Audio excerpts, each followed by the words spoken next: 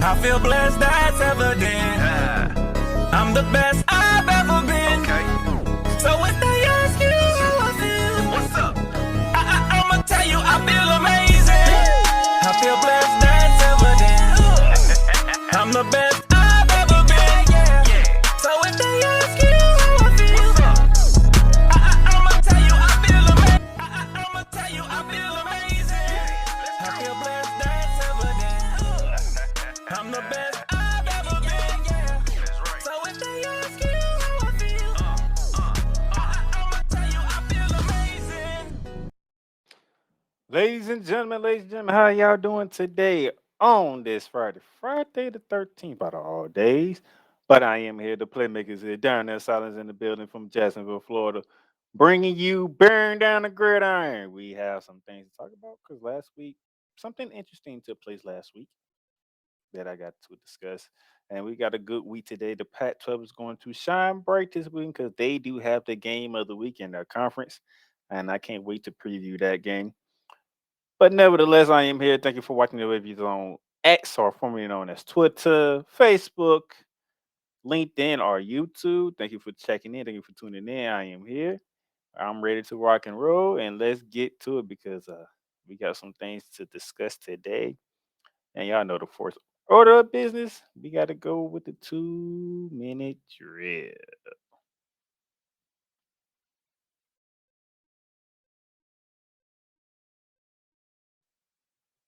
And to begin the 2 minute drill, Kansas quarterback Jalen Daniels doubtful for the game against Oklahoma State. That could be a big blow, but we did see the backup for Kansas come in against UCF and handle his stand against the UCF Knights. But nevertheless, we are talking about Oklahoma State, who has been a subpar team this year, and then they trying to turn it around. They got a big win a week ago, so we gonna see how Kansas look going into this game. I believe that game is in Lawrence, Kansas, if I do recall. Let me get that time for you for tomorrow. Hold on. We have note that it's in Stillwater, Oklahoma on FS1 3:30. The Jayhawks are trying to go 6-1 with the Cowboys of Oklahoma State trying to go 4-2. We'll see how that goes with Kansas State not having a starting quarterback for them this weekend. Sticking with injuries inside the Big 12, TCU's quarterback Chandler Morris knee likely to miss multiple games. It's not have been a good year for the TCU Horned Frogs. Coming off the national championship appearance a year ago, had a lot of people leave, including quarterback Max Duggan, and it's been rough. Okay, it's been rough for the Horned Frogs. They are currently sitting. Let me see. They are currently 3-3 on the year, 1-2 in conference play. They lost to obviously they lost to Colorado to open up the season. But in conference play, they have taken L's to West Virginia and Iowa State. They have BYU they have BYU tomorrow at home, 3:30 on ESPN. Following that, you talking at Kansas State, at Texas Tech before Texas comes in on November 11th. So this has been a rough go for the Horned Frogs of TCU trying to show off that national championship appearance, which is not doing a good job of. But for quarterback Jalen Daniel and Chandler Morris, we hope for a speedy recovery with both guys being injured and both Kansas and TCU having to start backup quarterbacks beginning this weekend. All right, moving on to our next topic. Ohio State running back Travon Henderson expected to play against Purdue. That is a big get back for the Ohio State as they are traveling to West Lafayette this weekend for a 12 o'clock game against the Purdue Boilermakers. Those of you who have been following the Big Ten and also follow Ohio State, y'all know anytime Ohio State goes into West Lafayette, they have a hard time with the Boilermakers. Even one point, the Boilermakers upset them when they was the number one team in the country. However, they might have gave Ohio State an opportunity. Because when Ohio State got upset by Purdue that year, it was a night game. This is not a night game. This is a noon game right after college game day on Peacock. I believe that will be enough for Ohio State to come out here, do what they need to do, handle business, get to 6-0 as the number 3 team in the land. But don't be surprised if Purdue comes out here, play some ball against the Ohio State Buckeyes, because when it comes to Ohio State, Purdue loves to show up for this one, and they show up big time. So we'll see how that goes. But they are getting, well, Ohio State is getting they started running back, so that should be good news for them. All right, 2 more to go. All right, Colorado's wide receiver slash DB Travis Hunter could play Friday against Stanford. We do have an update on that. He will be playing tonight's game because I have the updated article. It says here Travis Hunter likely in on snap count. Colorado two-way star Travis Hunter remains on track to play Friday against Stanford. Staff will keep an eye on him pregame to make sure he's ready. Hunter, a cornerback and wide receiver who sustained a lacerated liver September 16 against Colorado State, has been cleared to play and has been practicing. He remains on target to play on both offense and defense. Sources say his snap count will be monitored and that he is not expected to come close to the huge number of snaps he had in the first 2 games. We're talking about 100 and something snaps. So, no, you got to keep that the way it is, okay? But it's good that he's going to be back. And for those of you who look at that, it's tonight, ladies and gentlemen, tonight, 10 p.m. ESPN, Stanford at Colorado down in Boulder, Colorado. Good opportunity for the Buffaloes to get the 5-2 on the season. Stanford haven't been the same since the Christian McCaffrey, Andrew Luck days. It's been nothing but terrible season after terrible season after terrible season. Ever since Christian McCaffrey and Andrew Luck left Stanford, it's been for the Stanford Cardinals. Uh, ESPN gives the Buffaloes an 80% chance to win tonight. Vegas says 12.5 in favor of the Buffaloes at home. So there you go. That's tonight's game. That is my PB for tonight's game. I do believe Buffalo should take care of business, get to 5-2. They should not.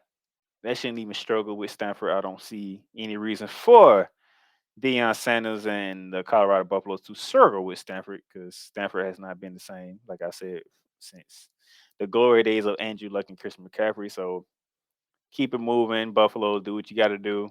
Get this win. Get to 5-0. And get to 5-2, and you'll win away from being bowl eligible. And what a season this has been for Deion Sanders and the Colorado Buffaloes to turn from 1-11 to being bowl eligible just by winning 2 more games, starting with 1 tonight against Stanford. And lastly, on the docket, more sleep on the menu as Gators eye ways to fight road issues. As a Gator fan, this is very interesting because you're telling me we're going to change it up. And one part of changing it up is for my Gators to get more sleep. Very, very interesting. Okay. So we're going to get more sleep. That's what you're telling me. We're going to try that. Travel to the road site early. Let the players get more sleep. Maybe you can be more focused and be more competitive. Because we have not been competitive on the road. We have been looking awful on the road. So you need to do something, okay? And those of you who don't recall, let me give you the reason why I am like this when it comes to this article about the Florida Gators. So those of you, Gators are 4-2, okay? You lost to Utah opening day in Salt Lake City, 24-11. Didn't look impressive whatsoever. Even though Utah didn't dominate the game, you didn't look impressive. Or Utah just played that game, and people want to give them the credit for looking dominant when it was pretty much the Florida Gators looking terrible. Okay, you go home, you take care of Mini State, you upset 11, then ranked 11 Tennessee at home, you beat Charlotte at home, then you go to Kentucky. And then when you go to Kentucky, you let a man by the name of Ray Davis run for 280 yards and 4 touchdowns and a 33-14 ass whooping in Lexington, Kentucky. When we was then ranked 22nd in the country. This can't happen. Follow that up, you go home and you put the beating on Vanderbilt the way you're supposed to for homecoming, 38-24. So now we're going to try something different. We are at South Carolina, 3:30 on the SEC network. Do not go into Columbia, South Carolina and look like hot garbage again on the road. Okay? The crazy thing is ESPN has South Carolina favorite at 57.5 favorite to beat us. A 2-3 team is favorite to beat us, and we're a 4-2. I'm gonna need Billy Napier to bring this to the bulletin board. ESPN believes South Carolina's going to beat us, and Spencer Rattler has done pretty well. I can say, throwing for over 1,400 yards, 7 touchdowns, 3 interceptions. But why is they favorable over us? They shouldn't be favorable over us. So, and even Vegas is giving South Carolina 2 points over us. So we need to send a message because who has South Carolina beat? They lost to North Carolina in the opening season. They beat Vermont, which you should supposed to do. You went to Georgia, you lost by 10. You beat Mississippi State, okay, and then you got smacked by Tennessee. So basically, you're the same as Florida. You can defend home turf, but you can lose on the road. And if I look at this, we average more yards than South Carolina, and we give up less yards than South Carolina. Everything should point to Florida, but yet ESPN and Vegas are saying South Carolina. Billy Napier, they don't trust you. They don't like you. So guess what you need to do? You need to go into Columbia, South Carolina. You need a bunch of king cows in their goddamn mouth and send a message. Okay? Especially now because we are 2 weeks away from that game. 2 weeks away. 2 weeks away from that game right here in Jacksonville, Florida, with who that is the number 1 team and back-to-back national champions. This week, before we go on our bye week, you need to punch the Gamecocks in their bleeping mouth, send a message going into our bye week next week before you come here to Duval County to play that game against that number 1 team in the country. This is what you have to do. You have to do this.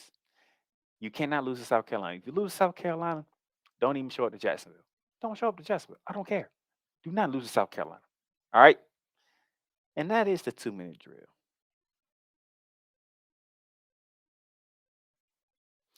All right, we're going to take a break.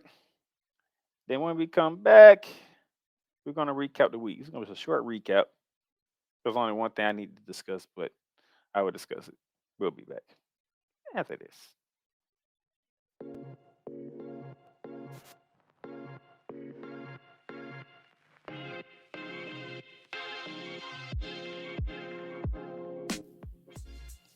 The Playmakers blog is sponsored by Paramount Plus.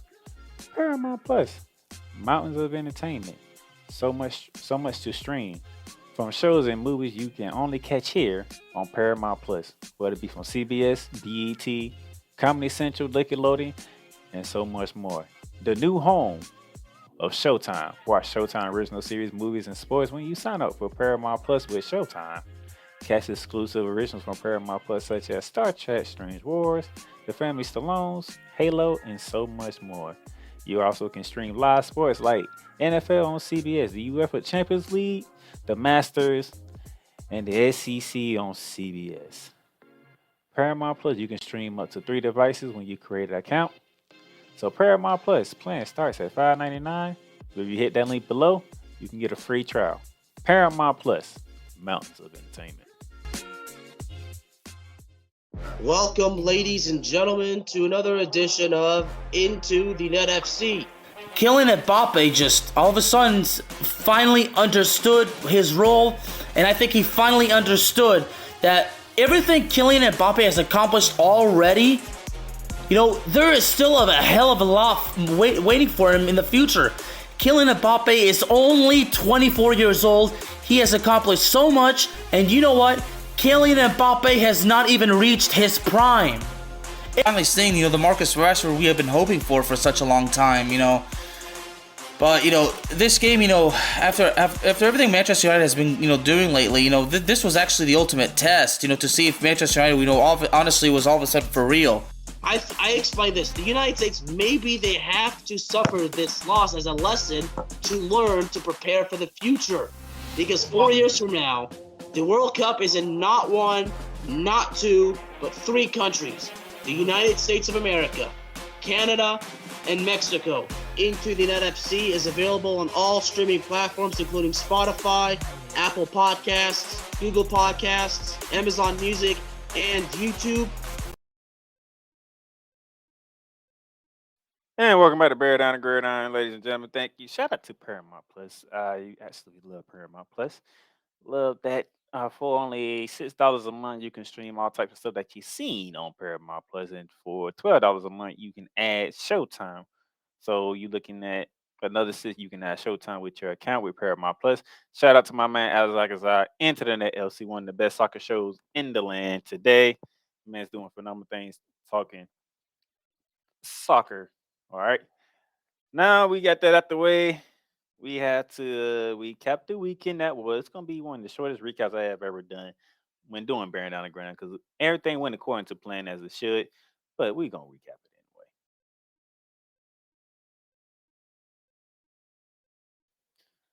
anyway. And as you see, Ohio State took care of business at home, 37-17 against Maryland, giving Maryland their first loss on the year. The Red River rivalry, the Red River shootout, whatever you want to call it, 34-30. Oklahoma over Texas in the battle of unbeatens in a top 15 matchup. I will get to that in a minute. LSU bounced back in Columbia, Missouri to take down once upon the undefeated Tigers of Missouri, 49-39. The score does not indicate how much closer that game is because of a late pick six pushed the game to a 10-point lead for LSU. Good bounce back win for the Tigers and Brian Kelly. First defeat for the Missouri Tigers. Heartbreaker that is. Alabama goes on the road to College Station and takes down Texas A&M 26-20. Jimbo Fisher. Jimbo Fisher. He had opportunities. He had opportunities. Jimbo had opportunities. But he wanted to play with conservative. And when you play conservative against Alabama, you get beat. He played conservative. He didn't take shots on. He didn't take some chances on fourth downs. Short fourth downs at that. Like a 4th and 3 or 4th and 1. He didn't take chances. He decided to punt the ball, and Texas A&M just couldn't catch Alabama completely. So Alabama 5-1 on the year. A&M 4-2. LA, where the UCLA Bruins got a big win over 13th-ranked Washington State Cougars, 25-17. Washington State scored 17 points in the first half. The Cougars of Washington State scored 17 points in the first half, which means UCLA scored pretty much the rest of the points, and was the only team to score in the second half. And if I looked at this correctly, which I'm going to go back and look at,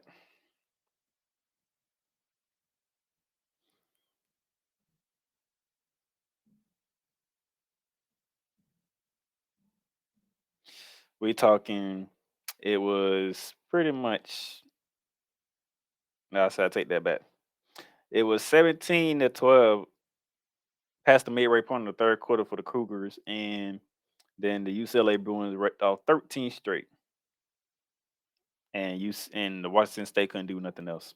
It was, congratulations to Chip Kelly. Then we talking the best game, the absolute best game that our national defending champions played this season. At home, against a ranked opponent in the Kentucky Wildcats, the University of Georgia put the brakes on the Kentucky Wildcats. It was pretty much it was done after the first quarter. It was 14-0 after the first quarter, then it became 21-0 in the second quarter, and then before you know it, it became 34-7 at halftime. Kentucky had no answers for Georgia. They couldn't stop Georgia doing anything. Mainly Brock Bowers. That dude is becoming a beast yet again. 7 catches, 132 yards, 1 touchdown catch. Marcus Ransley Jackson, 4 catches, 99 yards, and a touchdown. I mean, Carson Beck threw for almost 400 yards, 4 touchdowns. It was domination by the Georgia Bulldogs on every level, offense, defense, special teams, you name it. Kentucky coming off that big win over Florida had to go over the hedges to Athens, and they did not show up whatsoever. Georgia put their foot in their ass and left it there. So shout out to the Georgia Bulldogs looking like the number 1 team in the country, finally. Now, let me get to this Red River shootout because this is the interesting part, ladies and gentlemen. So the Texas Longhorns, they went up 30-27 with about a minute and 17 left in the game. So what you see here, it is the last drive of the Oklahoma Sooners here. Down 3. And this is what the Sooners did, down 3, ladies and gentlemen. Look at this drive. So they kicked it off. It was a touchback, all right? Dylan Gabriel completes pass to Drake Stoops for 11 yards. First down. Second play, Dylan Gabriel completes pass to Jalen Farouk, 16 yards. Dylan Gabriel completes pass to Drake Stoops, 28 yards. Dylan Gabriel, incomplete pass to Anderson. Pass interference called on Texas. Ball moves to the 14-yard line of Texas. Dylan Gabriel wants 3 yards to the Texas 3. Dylan Gabriel complete pass to Nick Anderson for 3 yards, touchdown with the extra point.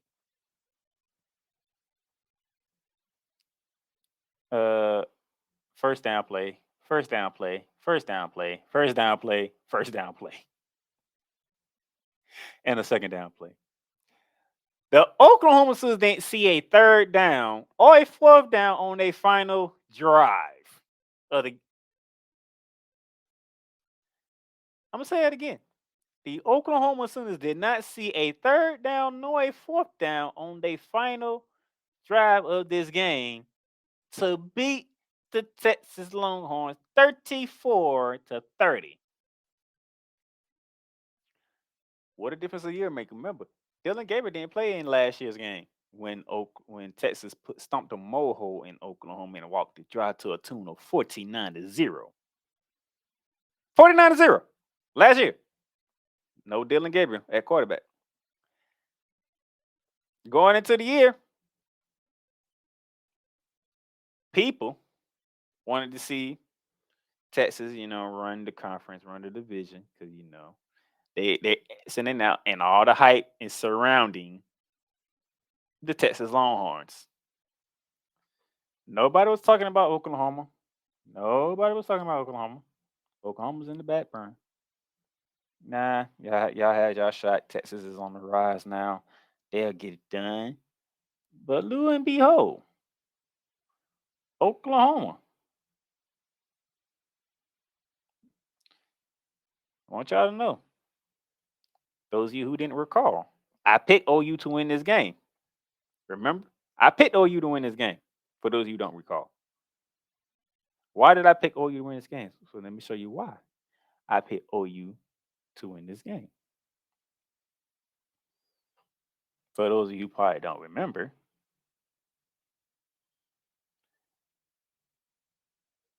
I picked OU to win the conference. Because how fitting is it? All the talk is around Texas. Matter of fact, if I remember correctly, I believe Oklahoma was picked 4th in the conference. If I remember, I think Oklahoma was picked fourth. I think Oklahoma was picked fourth. Was picked to finish fourth in the conference, if I remember correctly. If my memory serves me correctly, because I like to keep up with stuff like this. Yeah, so they picked third. Texas got 41 votes. Texas State got 14 votes. Oklahoma and Texas Tech both got 4 votes. Talking wanting around Oklahoma is around Texas, and I'm like, how fitting would it be? How fitting would it be if the Oklahoma Sooners remind everybody who actually owns the state of the Big 12 before exiting out? But everybody's looking at Texas and they say, what if OU does it? And then I picked OU to win that game because that was my pick to win the conference. Oklahoma, 34. Texas, 30. Say I'm on track to be right about who's leaving the Big 12 on top. Now they got to finish the job, but this is a good way to do it. Very good way to do it. So shout out to the Oklahoma Sooners for handling business, okay? Handling business. Now, let me take this down real quick because I'm about to address something right here, okay? And I'm about to address the stupidity of how a team lost the game when they had victory in their hands. Literally, victory was in their hands. There was nothing that another team could do to win the game. Literally nothing. And yet that other team found a way to win the game. Ladies and gentlemen, let's go down to Miami. Let's go down to Miami. You see this right here? Georgia Tech 23, Miami Hurricanes 20. Now, if you haven't been paying attention from this past Saturday up to now, let me help you out. Miami was in control, as you can see. At one point, Georgia Tech had a lead at 14-10.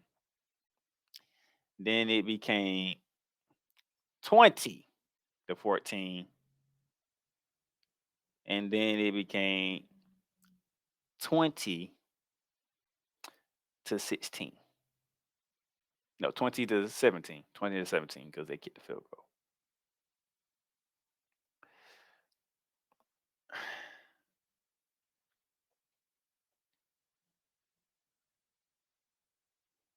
Y'all see this right here, right? But before I get to that, I have to show y'all something because the stupidity of Mario Cristobal is amazing. I have to show y'all this because this is like the dumbest thing I've ever seen happen in the sport of football. Now, if I can find it, I should have put it on the slate, but I didn't.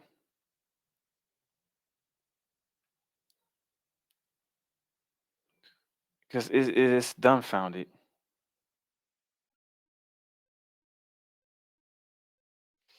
Because I don't understand. I just don't understand. I can't see it right now. All right. Because how do you lose this game?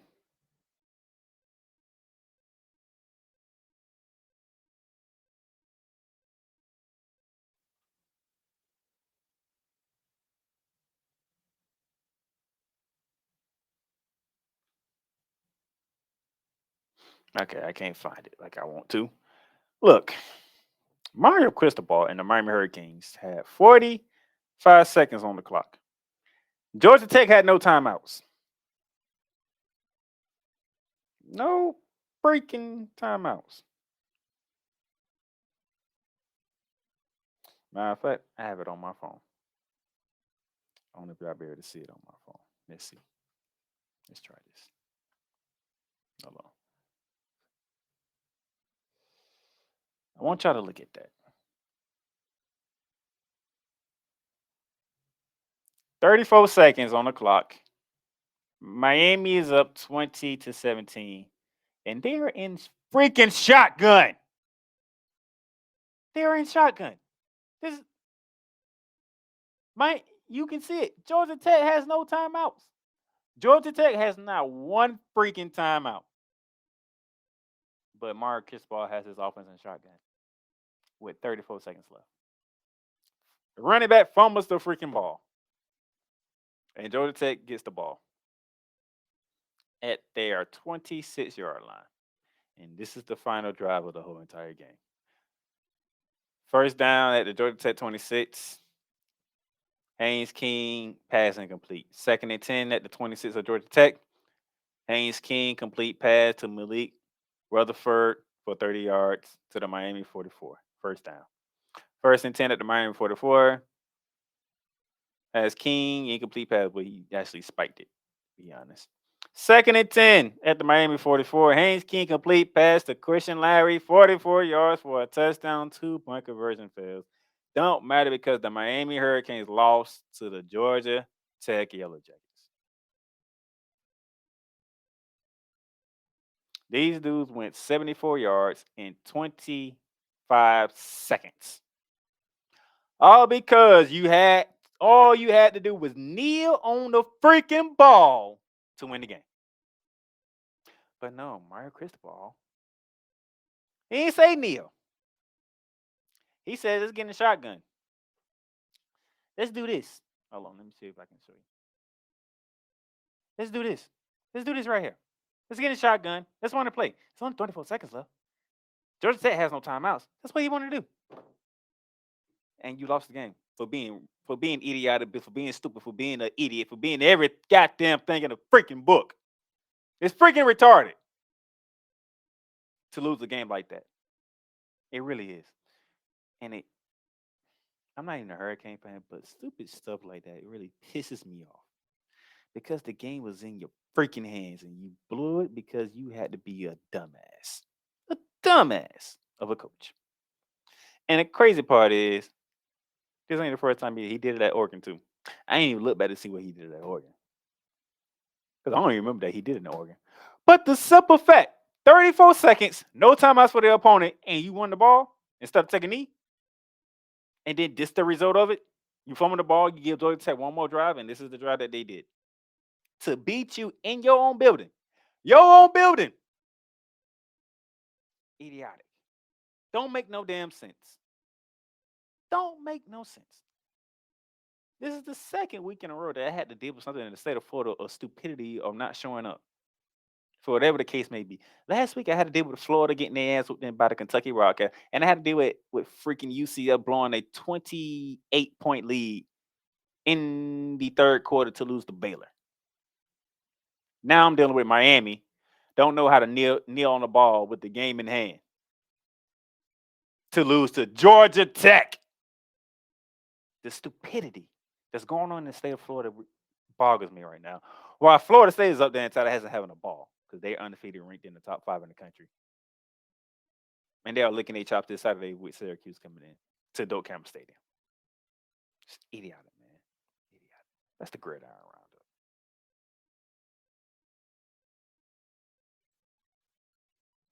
We'll take our second break, and then when we come back, we're going to go on a campus tour. And this campus tour, going to be heavy with the PAC. Got some PAC-12 gets the spotlight on this one. We'll be back.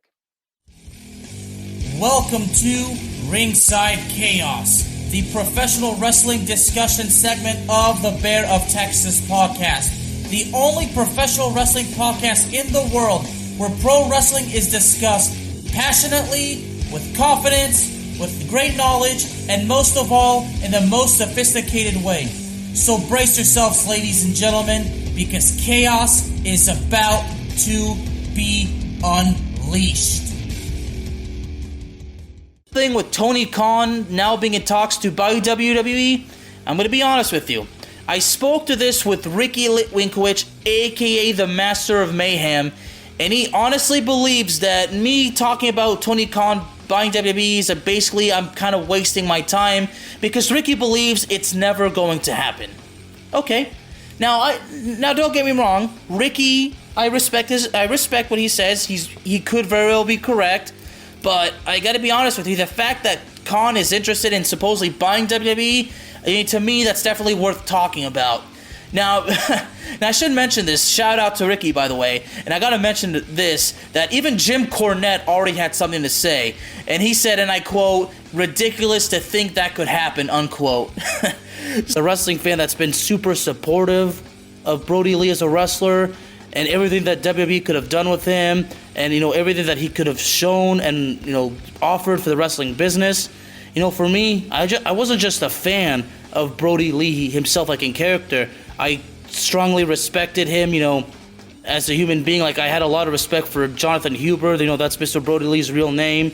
So basically, I had a lot of respect for Brody Lee, Luke Harper, and of course, Mr. Jonathan Huber. Particular episode was about World Class Championship Wrestling. And the episode title is, WCCW Wrestling's Lone Star Legacy. And because I am the Bear of Texas, and I do hail from the Dallas-Fort Worth area of the state of Texas, World Class Championship Wrestling was basically my territory as far as being a wrestling fan goes. Ladies and gentlemen, Ringside Chaos is available on all streaming platforms including Spotify, Apple Podcasts, Google Podcasts, Amazon Music, and YouTube.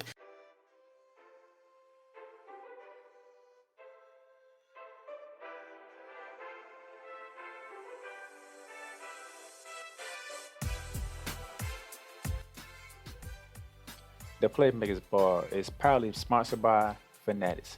Fanatics, the #1 shop where sports fans across the world love to get their sports gear and fandom on. A wide selection of gears from every league, including the NFL, MLB, NBA, NHL, the NCAA, and of course, the WWE. Whether it is football, basketball, baseball, hockey, even soccer, golf, no matter what sport it is, there's sports appeal for every fan of every sport. Fanatics, where sports fans shop and official license everything.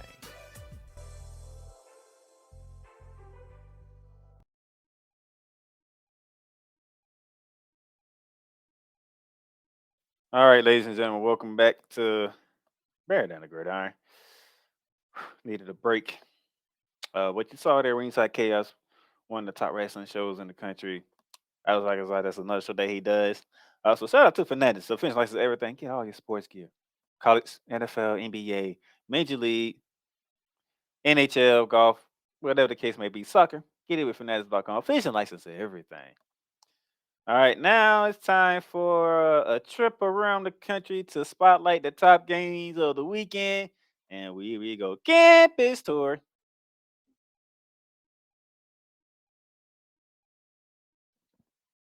And to begin my campus tour, tomorrow, 4 p.m.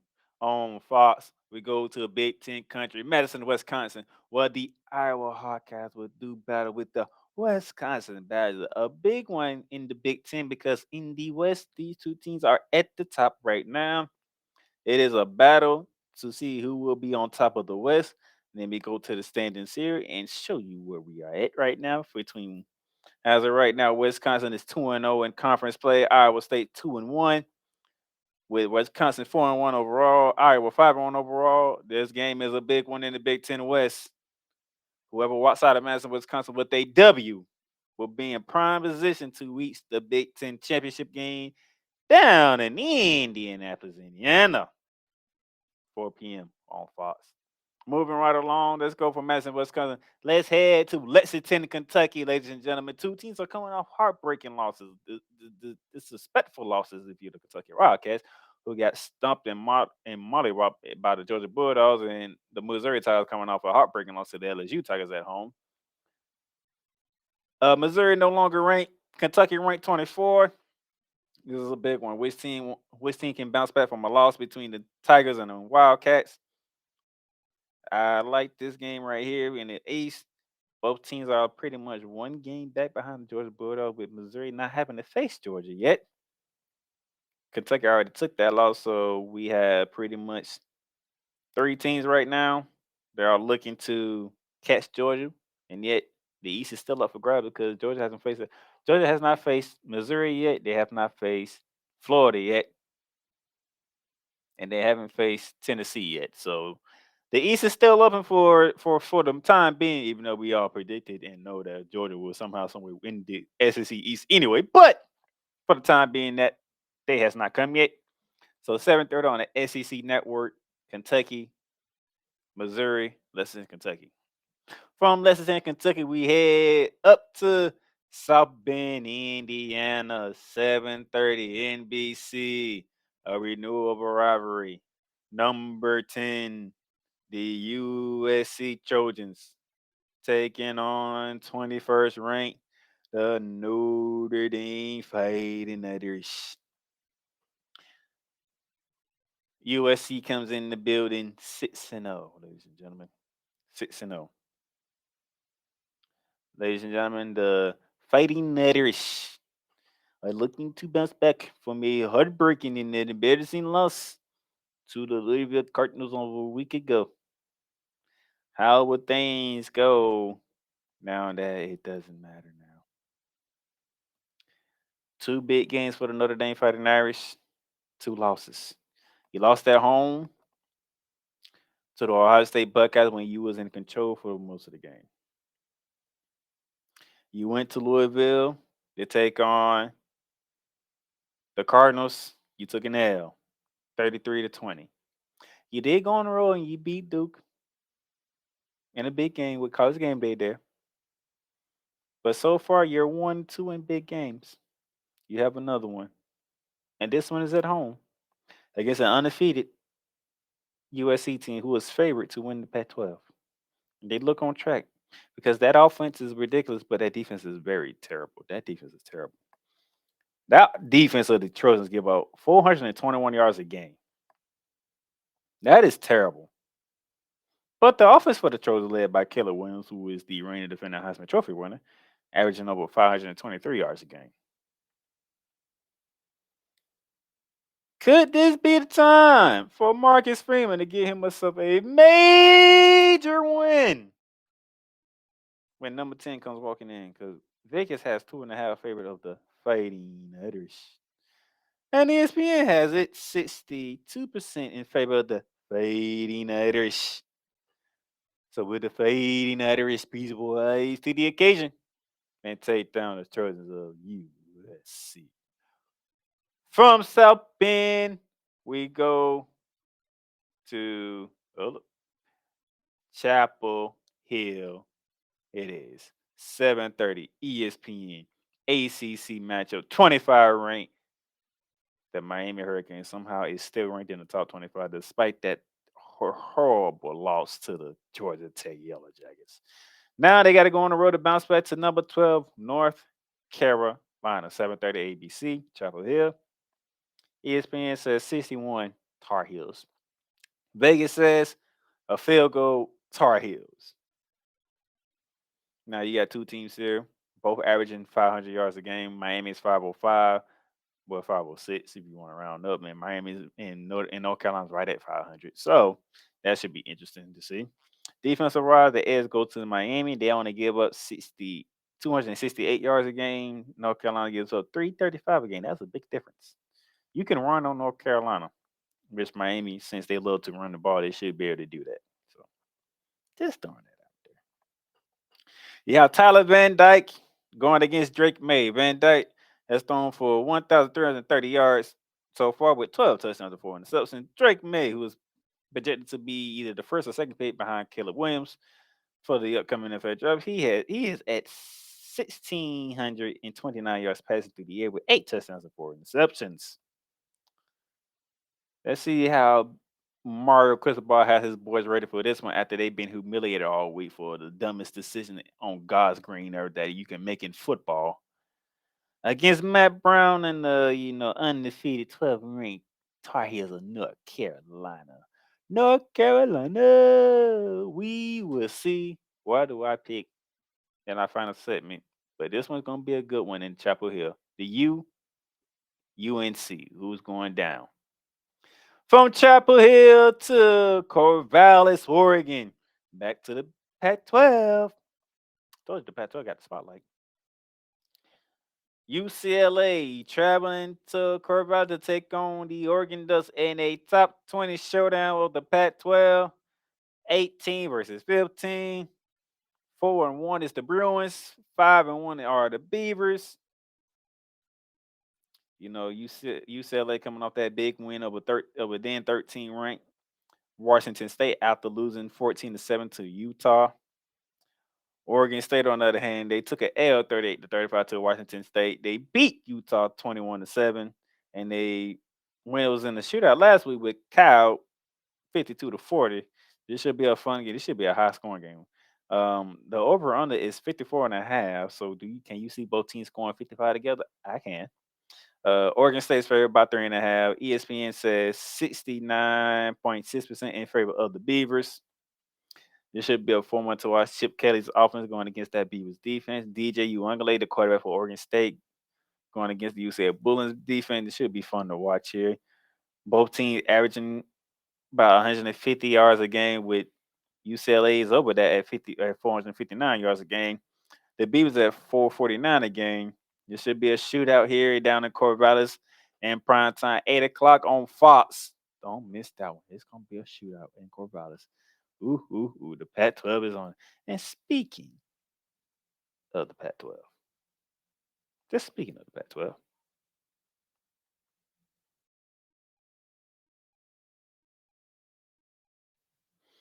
game of the week. I've been waiting for this one. I've been waiting for this one for a year. 3:30 ABC College Game Day is there. Seattle, Washington. Top 10 showdown in the Pac-12. Two teams that are undefeated. We're talking the Oregon Ducks. We're talking the Washington State Huskies. It is a showdown I have been waiting for a year, because it was the Washington Huskies who ended my Oregon Ducks Pac-12 hopes when they went to Eugene, Oregon, and they upset the Oregon Ducks in Eugene. Michael Pittman Jr. was unstoppable that game, and he's unstoppable now through this game. This game means a lot. There are only 3 undefeated teams left in the Pac-12. One will go down because both of these teams are undefeated. As of right now, I'm telling you the standings of the Pac-12 right now.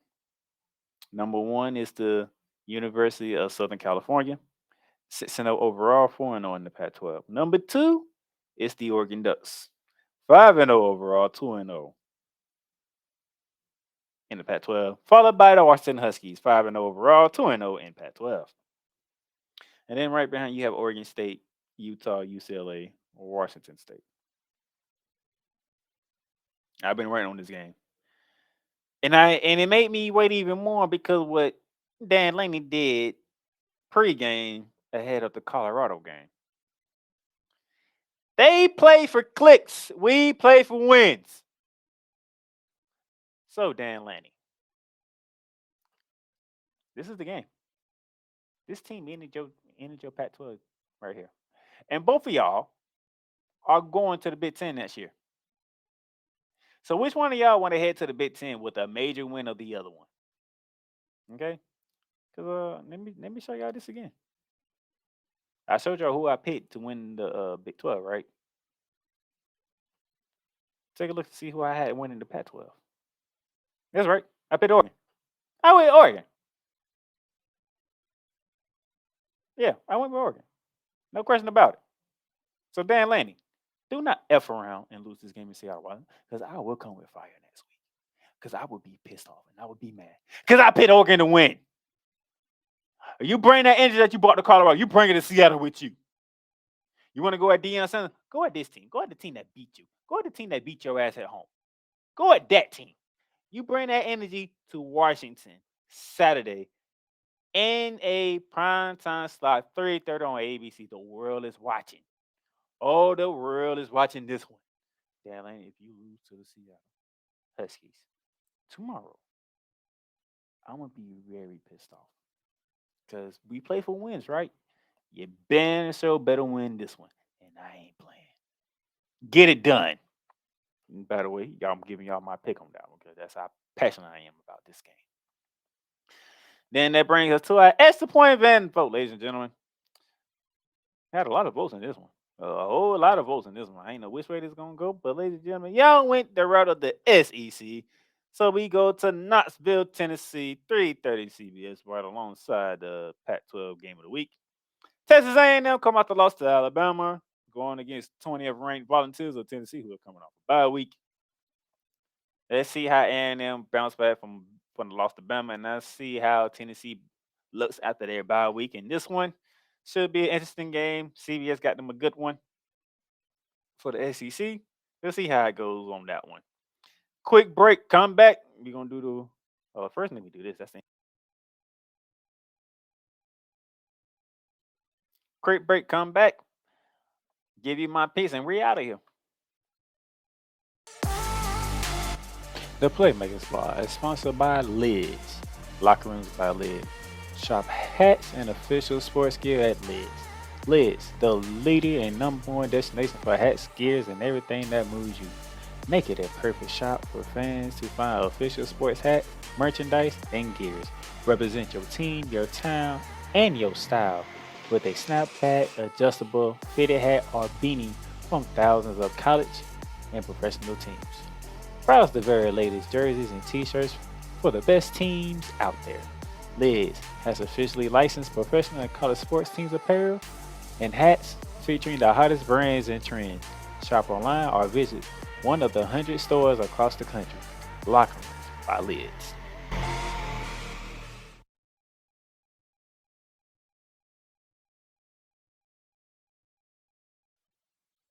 And for the bear down picks, give me the Wisconsin Badgers to defend the home turf against the Iowa Hawkeyes, even though Iowa should find a way to win this game because they have been the better team in the Big Ten for quite some time. But give me the Badgers to take care of home field and get the big W to take control of the Big Ten West. As of right now, give me the Kentucky Wildcats to bounce back from that embarrassing loss to the Georgia Bulldogs. They come home, they punch Missouri in their mouth, and they send them this like, hey, what happened to us against Georgia is not normally us, okay? We're better than that, and we're going to show you we're better than that. March through, but not lose 2 in a row, especially at home. Give me the Notre Dame Fighting Irish. I'm going Fighting Irish over the Trojans of USC. Notre Dame does no better time to beat this team of Southern Cal than right now. You're at home going against a porous defense, okay? Caleb Williams and that offer, they going to get theirs. But you just need to stop Caleb Williams at least 1 or 2 times. Just 1 or 2 times to stop them, and you bring that physicality to that damn defense. Let it be known that we are more physical than you, and you can't handle it, especially in our house in prime time in South Bend. Let it be known. Handle business. Marcus Freeman, get your first big win of your coaching career by taking down number 10, USC.